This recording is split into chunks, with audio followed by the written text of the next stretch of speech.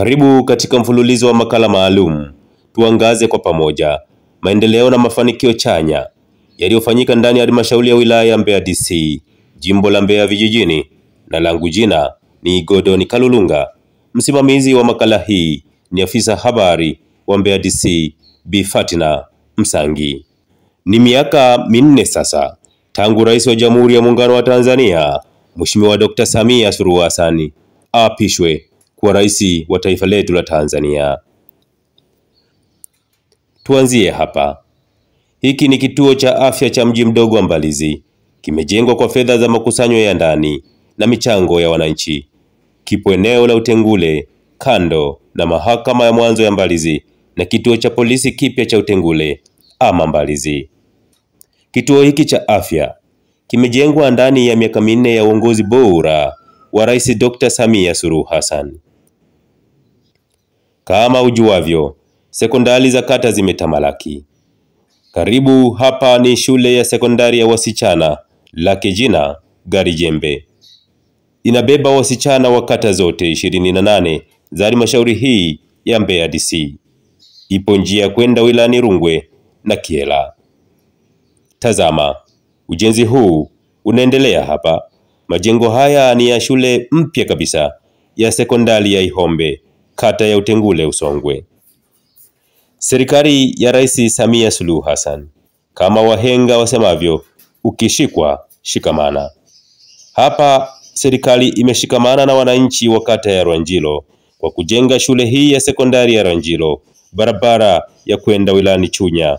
Tazama mwenyewe. Ujenzi wa barabara njia 4 kutoka eneo la Ifisi Mbalizi mpaka Nsalaga Uyole Mbeya mjini. Mambo ni bambam, au sio? Hapa ni kituo cha afya cha Swaya.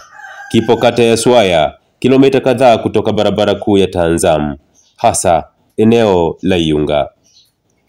Hii ni sehemu ya mfululizo wa makala ya maendeleo yaliyofanyika ndani ya miaka 4 ya uongozi bora wa Rais Dr. Samia Suluhu Hassan hapa Mbeya DC. Langu jina ni Godoni Kalulunga na msimamizi wa makala hii ni afisa habari wa halmashauri ya wilaya ya Mbeya, Bi Fatina Msangi. Sisi hatukuelezi tu, bali tunakuonesha yaliyofanyika. Endelea kufuatilia zaidi ili uone mambo zaidi.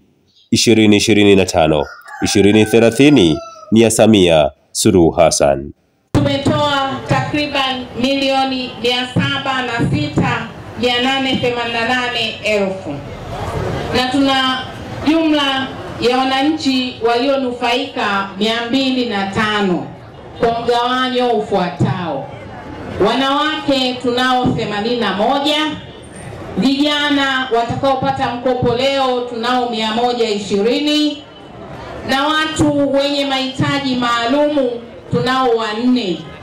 Lakini kwa upande wa vikundi, kwa ambao tutawapa hundi leo kupitia mgeni rasmi Mheshimiwa mbunge wetu wa jimbo la Mbeya vijijini, atatoa katika vikundi 20. Vikundi hivyo vya wanawake kuna vikundi 11 na vikundi vya vijana 8 na kikundi cha watu wenye mahitaji maalumu kikundi 1. Naomba tumpigie makofi Mheshimiwa mbunge wetu kwa hii mikopo ambayo tumeipata. Nawaomba sana kafanyeni mambo ambayo mnatarajia kuyafanya. Kama ni maziwa yana soko, na sisi tutawaletea kiwanda kizuri ili yapeleke kwenye kiwanda. Lakini hata hivyo, kwa pesa mlizopata nyie mnaweza kujenga kiwanda cha maziwa. Baada ya kuhangaika umebeba maziwa kwenye viguduria. Maziwa leo unayaweka kwenye pakiti. Kila mmoja angekuwa hapa anakunywa maziwa leo. Na mnaofanya vipaketi vingine hivyo, tutatafuta kampuni ili hiyo iweze kupambana na Zambia, ipambane na Kenya, ipambane na Uganda, lakini iende kwenye soko la nje mpaka Dubai.